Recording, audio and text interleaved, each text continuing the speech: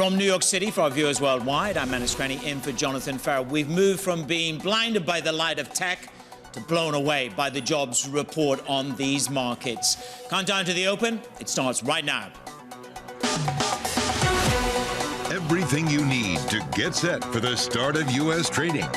This is Bloomberg The Open with Jonathan Farrell.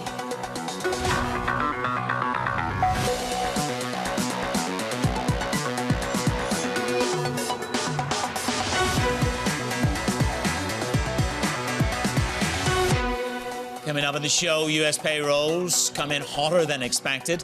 Apple earnings spoil the big tech parade. And Donald Trump throwing shade at Chairman Powell. We begin with the big issue. It is Jobs Day in the USA. Wow. I mean, what an amazing jobs report. It just confirms that this is an exceptional labor market that's going to feed into the exceptionalism of the U.S. economy. I do think it's a bit of a headache for the Fed because of the wage growth numbers. For the markets, look, this means March is off the table. March is off the table. Mike McKee joins me now. He's had time to dig deep into this payrolls report. Mike, good day. Good day, and a very good day to be looking for a job, perhaps, because it looks like there's a lot of them out there. The change in non-farm payrolls exceeding the highest estimate by anybody at 353,000, and we were looking at the number for the month of December revised up to 333,000, 2 months in a row, with job gains over 300,000, net revisions of 126,000, most of those, as you heard, in the month of December. Unemployment stays at 3.7%, in part because the participation rate went down a tick, but it just shows that there is still a lot of strength in the labor market, because that's 24 straight months, 2 full years of unemployment below 4%. The number that caught everybody's attention, average hourly earnings up 0.6 on the month, pushing the year-over-year number to 4.5%.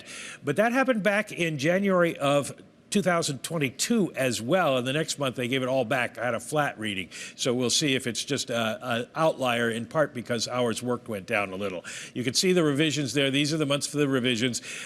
Big kind of revision in the total number of January to March 23 jobs, but that resulted in a stronger last half of 2023. The rest of them, not much of a difference maker. Where the jobs are, service providing, again, big, 289,000. Manufacturing, a lot stronger than people anticipated. The forecast was for 3,000 jobs. Professional services, which includes employment agencies, that one had come in weak in recent months. It rebounds nicely there. And this is, man, it's the first time in many, many, many, many months I can report that bar and restaurant hiring actually went down. Can't explain why. Now, this is the fourth out of the last 5 years that we've seen this big kind of jump in January. And here's the reason why. The non-seasonally adjusted numbers, as you can see, fall sharply every January, because all the people who were hired for the holiday season extra work get laid off, and then the seasonal adjustment factors wipe those out, and that's what happened again this time. We did lose jobs on a non-seasonally adjusted basis, not as many as in the past, which is one reason we saw so much strength in the seasonally adjusted numbers. Mike, no doubt about it, it's a wow from everybody all around. Mike McKee there, drilling into the food and beverage business as well. Let's continue the conversation. Now set the agenda with BlackRock's Rick Reader. Rick, good to have you with me. Mohammed El-Arian went wow. He took monosyllabic. Here we are. This is a red-hot economy. What's your superlative? So, yeah, I think it's, by the way, people spend a lot of time talking about soft landing. And I heard somebody say soft landing lead to hard landing. I actually don't think I actually don't think satellites really land. Like, I don't think this economy, it's a service-oriented economy, like Mike was describing. And you look at in this report, you look at things like healthcare and education, not really cyclical. We just keep growing there. You look at professional business services, pretty darn impressive. So service-oriented economy. So I know I've used this stat before. In 100 years, service-oriented economy has only had, I think, negative 13 quarters, the service component of the economy. I think people spend so much time talking about manufacturing, but in a new economic paradigm that we have today in services, it's pretty darn solid. And today was no difference in that. So the market finally may well come to heel. The market is 5 to 6 rate cuts. The Fed is at 3 rate cuts. Do you think that this data, factual data, will close that gap materially? Look at the short end of the curve. I know we've had some idiosyncratic moves this week with regional banks. We'll come to that in a moment. Does the gap now need to materially close? Does the market need to come to heel? So I think the market, I mean, it started in November, December. The market got super overzealous. Let's say inflation data has come down. That's significantly better. But the market was, I don't know why the market thought the Fed was lying for as long as it was. So, yes, I think you're coming closer to reality. That being said, if you take the real rate and where the funds rate is today, the Fed needs to bring the rate down. Are they going to do it? I still think they're going to go in May. You maybe took the odds down a little bit. But the market's predicting they would go in March. I think that was crazy from the beginning, and obviously it's pretty off the table today, as Mohammed said. The one thing I would say, I still think this Fed can get 3 to 4 hikes done this year, and I think they will. And so I think the markets settle in around those numbers. I think it makes sense given where the real rate of interest is. And listen, people will talk about this earnings number, this average hourly earnings. Mike McKee said it right. You have to look at the hours number because that flattered the income on the other side of it. So I'm not that worked up about wages that will preclude the Fed from still being able to cut rates again as you get into May and June. And that unemployment rate, though, Rick, below 4%. I mean, I'll get Mike to fact check me. I think that's 24 months in a row. That's the longest run since 1967. Great year, Rick, for 67. I was born then. But on a slightly more serious note, I've had Ian Lingen here this morning saying, Manus, we're still going to see bull steepeners in this bond market. But maybe that's challenged on the back of this, because you might not just get as aggressive a rate-cutting cycle as the bull steepener protagonists want.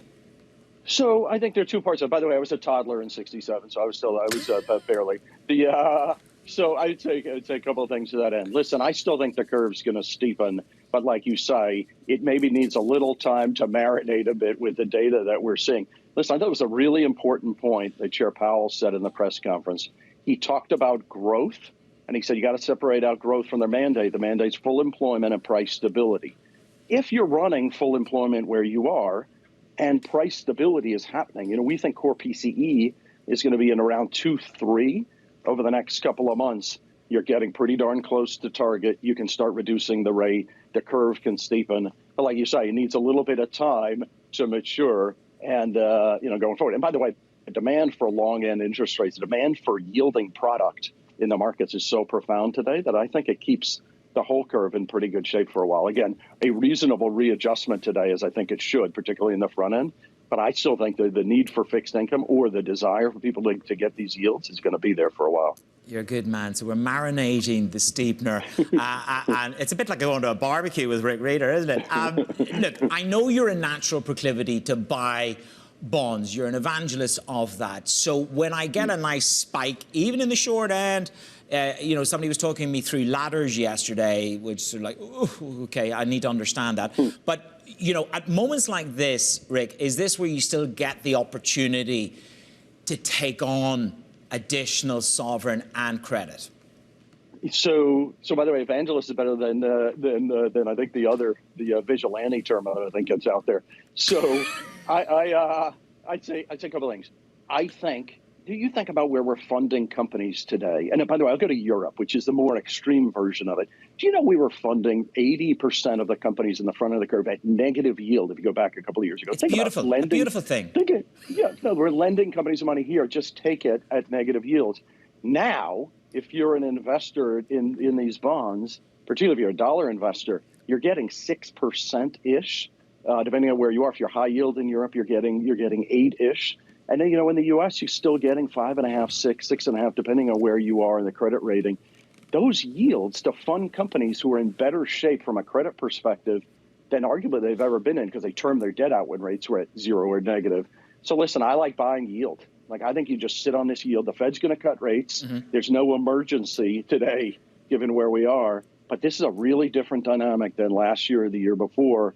Buy the income, sit on the income. It'll work for you. And credit's in great shape. And, securitized assets are in good shape. Mortgages are in good shape. I think owning this yield, I think people will feel when you wrap up 2024, God, I got a really good term. I got a good return in fixed income. And by the way, I think I'll have a decent return in equities.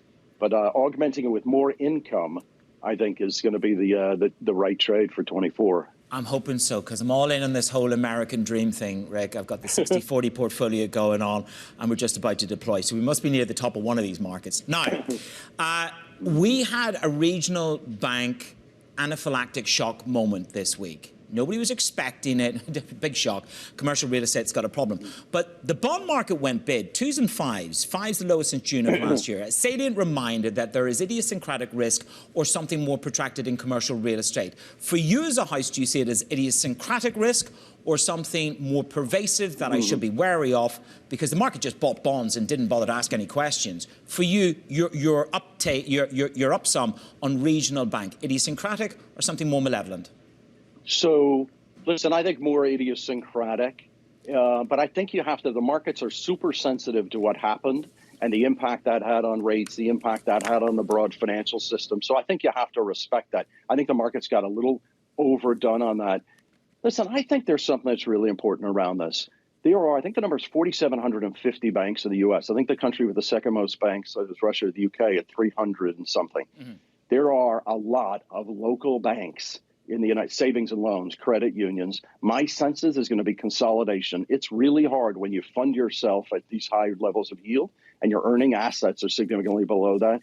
There has to be some consolidation. There are, there's going to be underwriting dynamics that are difficult, particularly in commercial real estate. So, listen, I think you're going to see a consolidation of the banking system. I think it can happen in a relatively stable way. But if you said to me, this is the last of these sort of events globally, including Japan and otherwise, for lending that happened in and around commercial real estate, I don't think this will be the last one. No way this is the last one. And by the way, it will make people nervous, but I don't think you're talking about systemic shock. Okay, well, maybe it's healthy, and let's hope that if it is consolidation, it's consolidation through mutual consent rather than crisis. Rick, good to have you with me. Look forward to the barbecue and the marination of a steepener. Okay, that's the agenda in the bond market. Let's move ahead and talk about stocks. Abigail Doolittle is side by side with me this morning.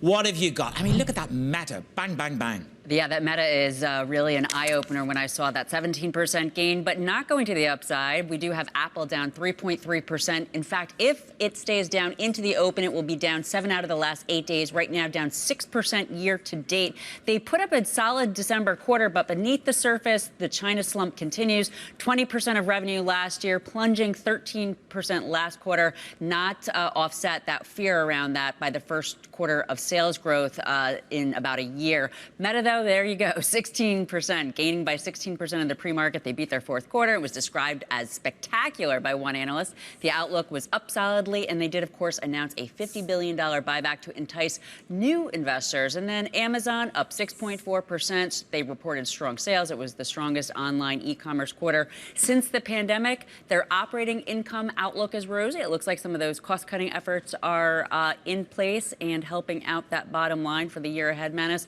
The shares of Amazon, again, up more than 6%.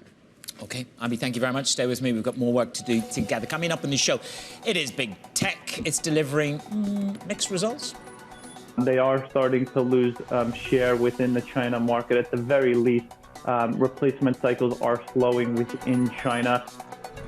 Meta and Amazon impress. Apple disappoints. That conversation with Crossmark's Victoria Fernandez and PGIM's Michael Collins with me next, setting the stage for Risk this Jobs Friday.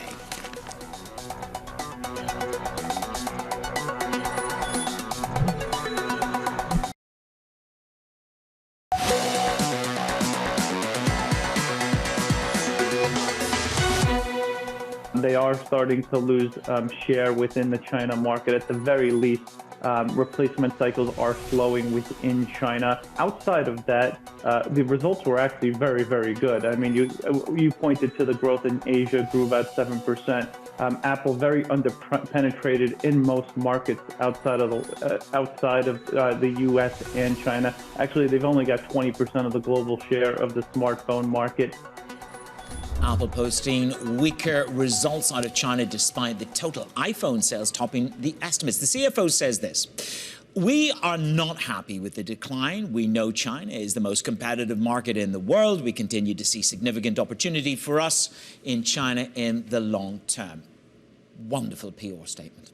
Meanwhile, it's another story for Amazon and Meta, both surging. They beat earnings expectations. Katie Greifeld is with me. So it's bid me up for Meta. It's stupendous, isn't it? Apple, nothing to worry about in China. It's only a $3 billion drop. Yeah, you take a look at the reaction in the market this morning. It's really the have and the have-nots from last night's tech earnings. Let's start with the bad news. We'll start with Apple, of course. Those China fears really making a dent in shares this morning. Let's go through some of the actual numbers. You had sales in China drop 13% in the fiscal first quarter to $20.8 billion. That is far short of what analysts had been looking for, about $23.5 billion. That amounts to the weakest December quarter in China since 2020. Not a size and scope you want to see. That was overwhelming. Otherwise, strong results in most product categories. Total iPhone sales stronger than expected. Apple also returning to revenue growth, but shares down this morning. Different story, like you said, for Meta and Amazon. That comes down to the cold reality of capitalism. Shareholders really rewarding those cost cuts, those layoffs, and that's in addition to strong earnings, which of course also helps. So Amazon, obviously, you can see rising there by about 6%, but I really want to talk about Meta. Really interesting report, a $50 billion buyback. Also, the company putting in place its first ever quarterly dividend, going old school there. And Mark Zuckerberg, he actually stands to get about $700 million a year from that dividend. That is according to data compiled by Bloomberg. Shareholders celebrating as well. Double-digit gain on Meta so far this morning. Before the bell, the market hasn't even opened. Yeah, I like that. Cold reality. The cold embrace. That's us. Yeah. Katie, thank you very much. Katie Greifeld there, taking us through some of the moves. Joining me now to discuss risk. It is Crossmark's Victoria Fernandez and PGIM's Michael Collins. A lovely phrase from Katie there, the cold reality. And the cold reality is this: that jobs report just wiped out March for a rate cut. But does that really, really upend risk in any way? Victoria, to you, good morning, because I mean, there's an exceptionalism in some of these tech reports over the past 24 hours. To you, first of all, March is off the table, but we are blinded by the light of tech overnight. Yeah, well, I think March has been off the table, at least for us it has been. It's what we've been talking to our clients about for the last few months, is that we never thought the Fed was going to make a move in March because there's so many different elements out in the market right now that are kind of pushing and pulling at each other. So you look at tech earnings earlier in the week, we actually saw the NASDAQ pull back pretty significantly after Alphabet's earnings and Microsoft earnings. And now we had this reversal here at the end of the week because of Amazon and because of Meta. You combine that with what you're seeing in the jobs report that you mentioned, and you say, wow, look, the economy is really strong. We've got over 300,000 jobs in this report. But at the same time, you can say, but wait a minute, average hourly earnings are up 4.5% year over year. You look pre-COVID, and the average high level was around 3.5%. That could put a lot of pressure on margins, and we can talk about that in regards to earnings. So I think there's a lot of kind of what ifs out in the economy right now. There's some people that are risk on, some that are being a little more cautious. That's what's causing the volatility in the market. But obviously, the last couple of days, tech has been the driver of this market. Look, it absolutely has. And I think once we clear the decks with this week, Victoria, we will begin to look at those margins again. Michael, good morning. I just had Rick Reeder with me. He's marinating over his steepeners. But of course, the backup in yield that you see today is perhaps an opportunity. Is this the kind of action day where we're going to see flow into bonds by the close of business?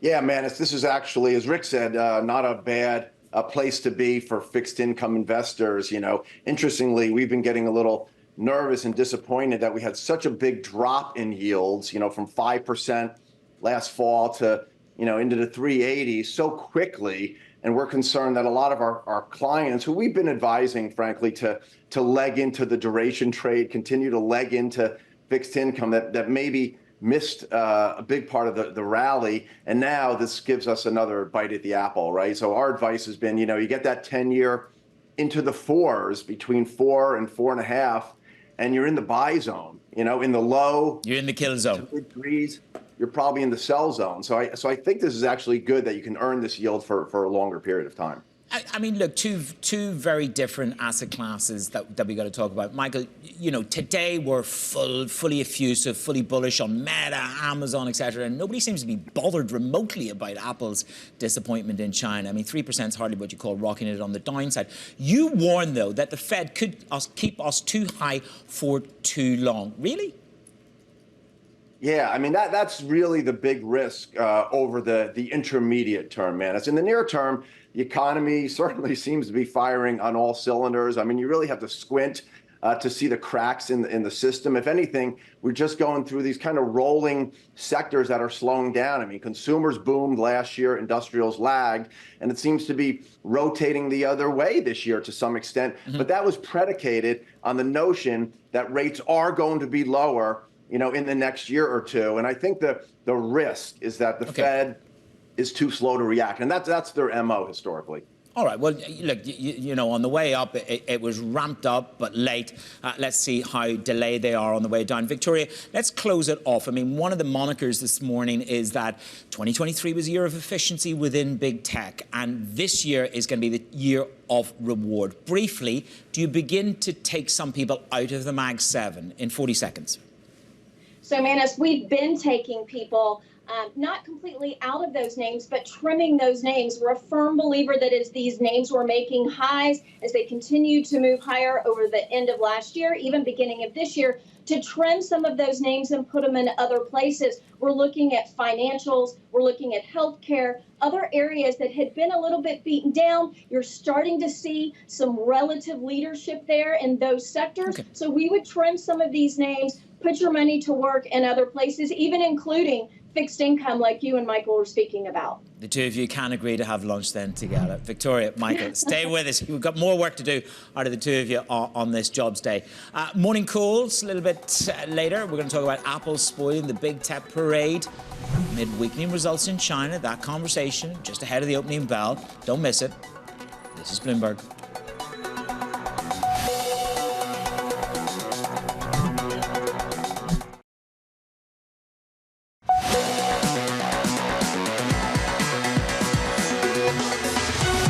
We're counting down to the market open. The disruptor is this, a blowout jobs report, which takes the two-year yield spiking higher by 16 basis points. That's what challenges the velocity of the equity market. Two's up by 16 bips. This is a blowout jobs report. Wages are roasting hot, and the question is, what does that do to the Fed? It kicks March to death, and it takes May, maybe even a little bit later in the year, to see these cuts. 12 basis points higher on the 10-year yield. Morning calls for you. This is what you got from the street.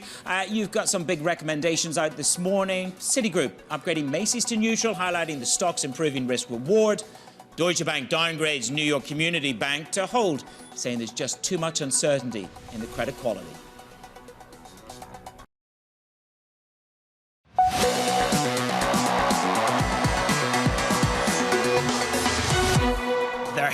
At the ETF of JP Morgan Asset Management. You can see that a big crowd has turned up.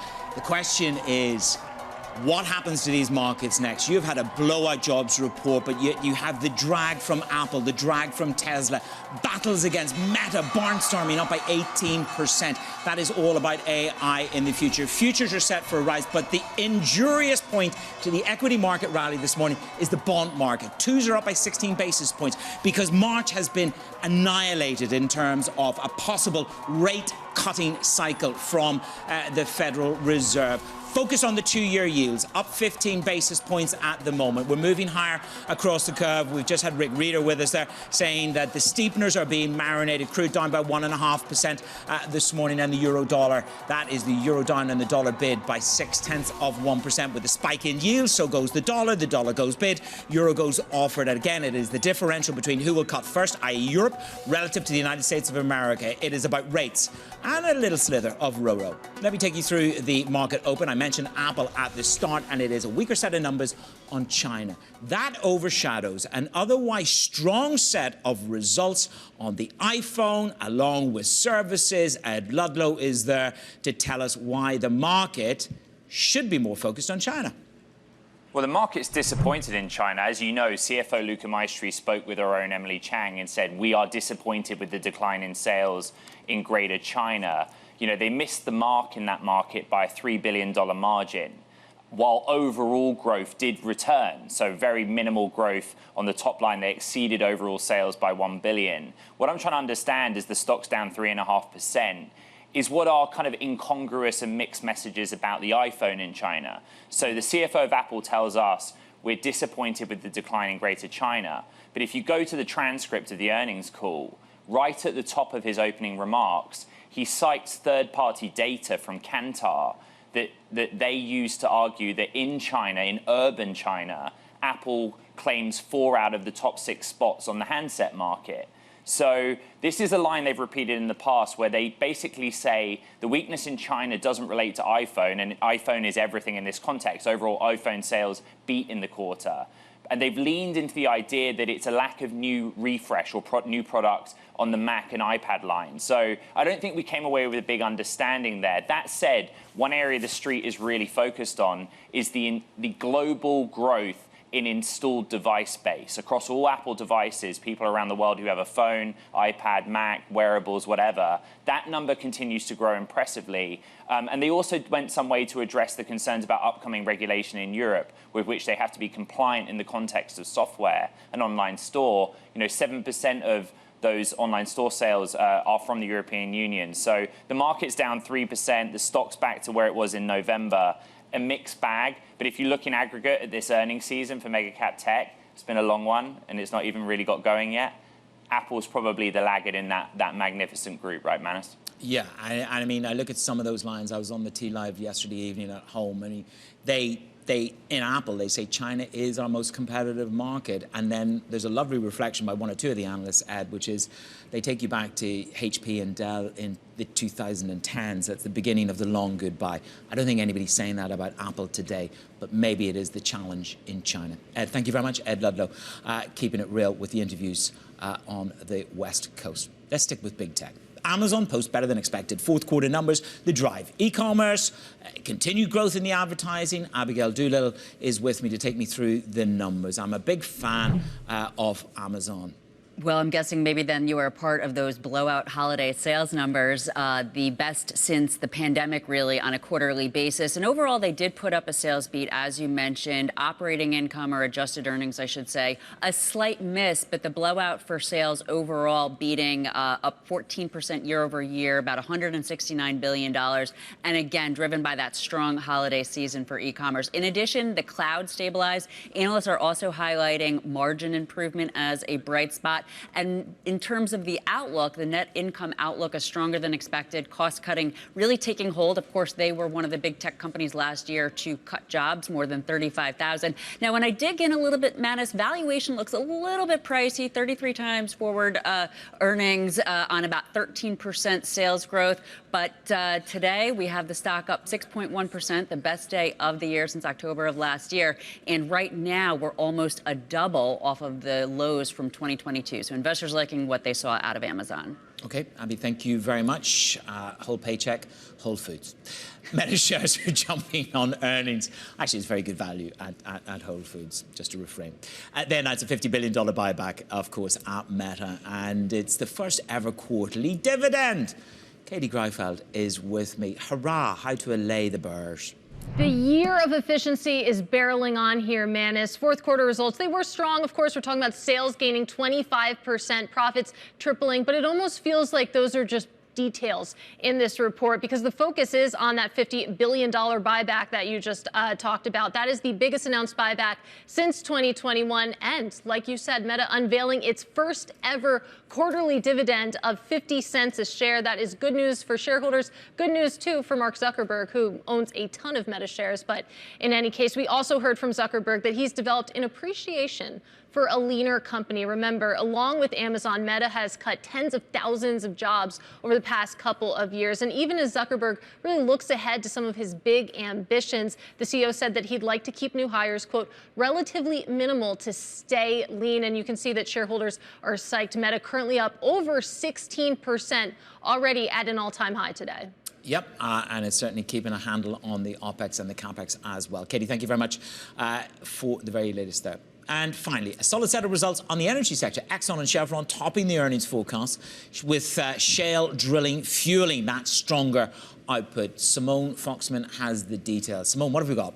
Yeah, Manus, the challenge for both of these companies this morning was to show shareholders that they can continue to return capital despite a falling price of oil, especially in the fourth quarter, and despite the fact that both shares have seen declines over the past year. And they did it by beating estimates pretty handily. Adjusted EPS for Exxon coming in at $2.48. The expectation had been for $2.22. Chevron coming in at $3.45 on a per share basis. The estimate had been for $3.22. Already, these companies were both among the top 10 payers of combined dividends and buybacks for companies across the S&P 500 over the past 12 months. This morning, we got word from Chevron that it would boost its dividend by 12 cents. Exxon, for its part, saying that it would resume buybacks of its shares after it completed the acquisition of Pioneer Natural Resources, says this morning that that is expected by the middle of the year. Both companies also talking about ramping up production from the Permian pretty dramatically. Chevron by 10% over this year, Exxon by 7%, but note that it's going to overall double its output when it does complete that acquisition of Pioneer. And Exxon's trading unit delivering $1 billion in gains, offsetting some of its loss from the declines in oil. So are investors convinced? The initial reaction appears to be yes, though, again, coming off a pretty terrible last 12 months. Okay, Simone, thank you very much. My guests this morning are Victoria Fernandez and Michael Collins. You know, by nature, I'm a skeptic. By nature, I'm conservative on risk. But even I've got to throw in the towel and sort of say, look, overnight, I think this has changed. It's actually managed to shift a gear in my thinking on risk. Victoria, when you look through the emotion and you look at the reality of the earnings season, should I be as excited? I still think that I would be a little cautious, Manus, and we are actually at Crossmark, and when we look at the total environment that we're in, you can't just look at a couple elements. You can't just look at a few tech earnings and say, great, it's risk on, because then you have this, risk of inflating some kind of a speculative bubble that may be going on with the Fed on hold right now. So I think you have to take a broader look. Look at leading economic indicators that have been down, 21, 22 months in a row. You look at the net profit margins that you're seeing, and they are the lowest. The blended net profit margins this quarter are the lowest they've been in 3 years. You look at layoffs. We're seeing a ton of layoff announcements out of the S&P 1500. Those companies that have announced were more than double the amount of companies that are talking about layoffs or have already enacted layoffs versus a typical bull market. And even the small business survey, it's the lowest amount of companies intending to hire that we've seen in 3 years. So I think there's a lot of concerns out there. Margins are a big concern that we talked about a little bit earlier, but that's not to say that there's not things buoying this market. Obviously, consumer confidence is doing well. Consumer continues to spend. Amazon is a perfect example of that. Yeah. And that soft landing scenario that many people think as their base case is helping support this market. So I think it's a somewhat balanced market right now. I wouldn't be overly excited. I want to be in the market, but I want to be cautious with the names that I'm investing in, making sure it's companies with quality earnings, solid balance sheets, good cash flows. Michael, can I take it back to you? I mean, it's fine to be bullish on equities and your job and your wages. This is not going to make for comfortable reading at the Fed, is it? I mean, a hot wage spike, a jump in jobs. I know it's the dual mandate in full employment and inflation coming back towards base, and that fundamentally is happening. But this is going to perhaps, again, unseat the Fed and really push them to extend later and perhaps less. Yeah, absolutely. And Manus, bond investors are born to manage downside tail risk, right? You think about our asset class, and the best case scenario is you get your money back and you clip a coupon while you're waiting. And the worst case is you get wiped out in a bankruptcy, right? So that's the nature of our business, and the Fed, is looking at this from a risk management perspective as well, right? And they're really focused on the inflation risk kind of reemerging on the upside, growth reemerging on the upside, and there is that upside tail risk out there. I think it's really small. And then the downside tail risk is that they wait too long, right? And the economy starts to unravel. I mean, to Victoria's point, even in the jobs numbers, were you surprised by what Victoria just gave us there? I was actually quite surprised by Victoria's stats in terms of, at this stage in the reporting season, the scale of job losses. It's incremental each day, but it's like death by 1,000 cuts, isn't it? Yeah, we're at the early stages, Manus, of a weakening, a softening in the job market. I mean, today's number notwithstanding, I mean, that could be a blip, when we look back on it retroactively. The markets, frankly, are taking it with a grain of salt. I mean, notwithstanding the big increase in front-end yields, you look at, 2-year yields, they're back to where they were, a few days ago, right? And equities aren't moving, credit spreads aren't moving. So the markets are really thinking, hey, this is a solid economy. It's slowing gradually. It's really about the Fed's reaction function, not over the next few months, but over the next, few years. And I think they're going to wait and sit on their hands. That's what they do, and not cut until they really have to. So the aggressive market pricing in of a lot of cuts this year are starting to come out. Even today's big move in yields, we've only taken out 25 basis points of cuts over the next 2 years, right? So again, the markets are not that worried about this number, not really changing too much. But I worry that the Fed is going to kind of just not move and wait until something really unravels in the job market, and then not cut 25 basis points, but cut hundreds of basis points pretty quickly. That's the downside risk that we worry about every day. Yeah, I mean, at this juncture, one could say maybe that is a tail risk rather than a bell, rather than the center of the bell. Victoria, we've had big oil, big tech. We've had a number of real solid indicators here in the U.S. When you go for breadth beyond big tech in this reporting season, where are you most inspired by? Yeah, so I mentioned a little bit earlier that we were looking both at financials and at healthcare. And I think these are areas that are showing a little bit of relative leadership versus the S&P 500 as a whole. There are names or sectors, rather, that we have liked for the last few months. And we think you have an opportunity to get in on some of these names. Pull back some of the allocation that you have in that big tech, and you can put it to work in these places, or use some of the cash that you have on the sidelines, right? We are hearing, you look at Deutsche Bank, they said it was the largest positioning in equities this past week that they've seen in the last 6 months. So people are getting into the market. You just don't want to jump on a bandwagon that maybe has gone most of its journey. So we like the big banks. We talked about balance sheets and cash flows. They're sitting in really solid positions. We like healthcare as well because it gives you a little bit of a defensive play in a market where we are a little bit concerned. And so you can have some of those opportunities in those two sectors. Okay, well, let's keep an eye on those regional banks and the commercial real estate. Idiosyncratic risk, I understand, from everybody that's been with me this week. Let's just hope it stays idiosyncratic. Victoria, thank you very much. Victoria Fernandez, Michael Collins, my guests on the markets. Coming up, Donald Trump, he throws a bit of shade at Chairman Powell. What could that be? We'll discuss on Bloomberg.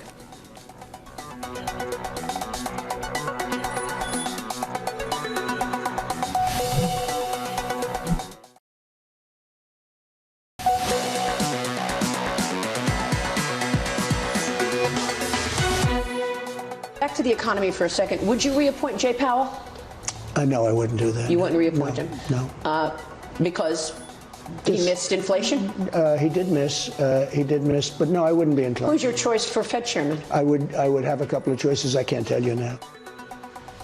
That was President Trump speaking on Fox Business this morning. Joining me now with more on the jobs report, it is Bloomberg's Anne-Marie Horden. Anne-Marie, before we dig into the jobs report and politically, we're waiting to see what POTUS has to say about that. It's a difficult day for him, juxtaposed with other events that he's dealing with.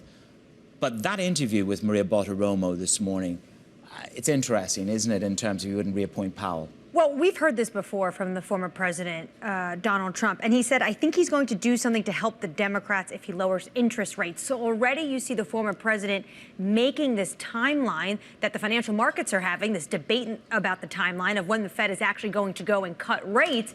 The former president is already starting to politicize it, saying, well, I think that Jay Powell might do this, and it is going to help the Democrats. And that's his latest reasoning. We should note his latest reasoning for not wanting to appoint him. He said in the past that he thinks that Jay Powell has been behind or delayed on some decisions. But also when Trump was president, even though he appointed Jay Powell, you have to remember those tweets he used to send off to Jay Powell. One of them, distinctively, I remember, he said he didn't know who was worse for the U.S. economy, Jay Powell or China's President Xi Jinping.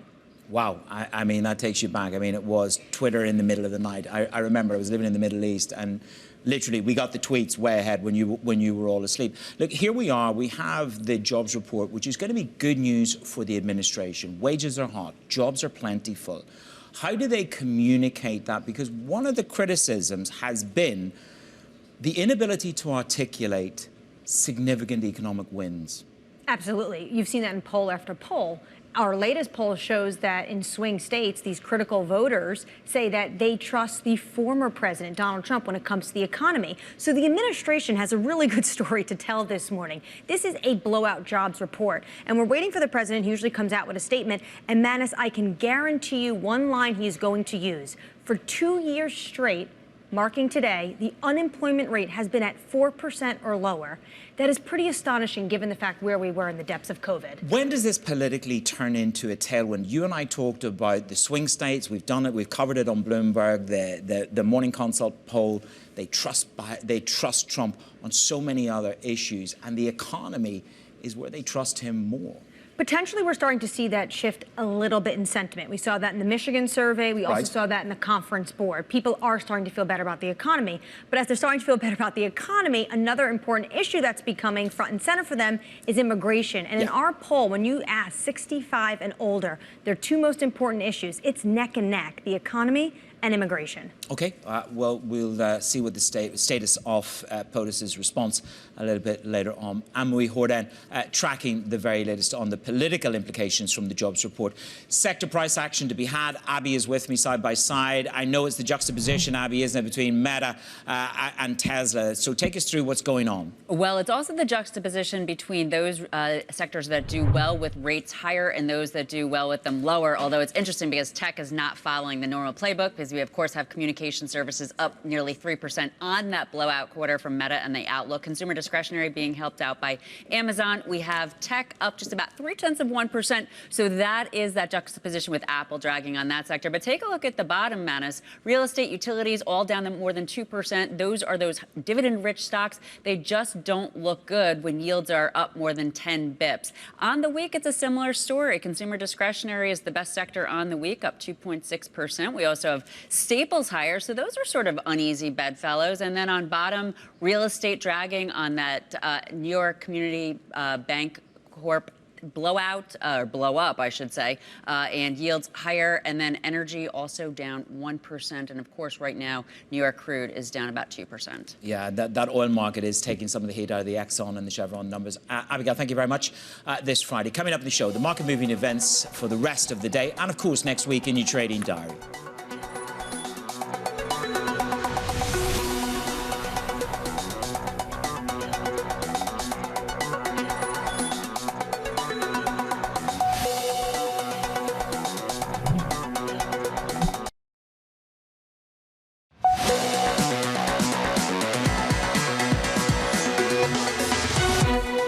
Very clear themes this morning in equities as yields spike, so real estate drags the Russell 2000 lower. Short end of the yield curve up by 15 basis points. There is a velocity to Meta and to Amazon in the Nasdaq. So you have still technology holding on to the green. Let me set you up with your trading diary for the rest of the day and the agenda. Starting on Monday, we're going to hear from the Atlanta Fed President Raphael Bostic. Tuesday, more Fed speak. Messer, Kashkari, Collins, and Harker. Plus, it is UBS earnings from Sergio Amotti and Ford. Thursday, the Treasury Secretary Janet Yellen testifies in front of the Senate. And Friday, we get the CPI revisions. Now, coming up on the show on Bloomberg TV. We're going to catch up with the acting U.S. Labor Secretary, that's Julie Su, coming up at the top of the next hour. This is the moment for the administration to talk about the strength of the jobs market. This is going to be 24 months of unemployment sub 4%. That's it for the market. Open, squaring it away with higher yields, and equity markets which are trading up on the good news from technology, juxtaposed with that bid up in yields. A very good morning from New York.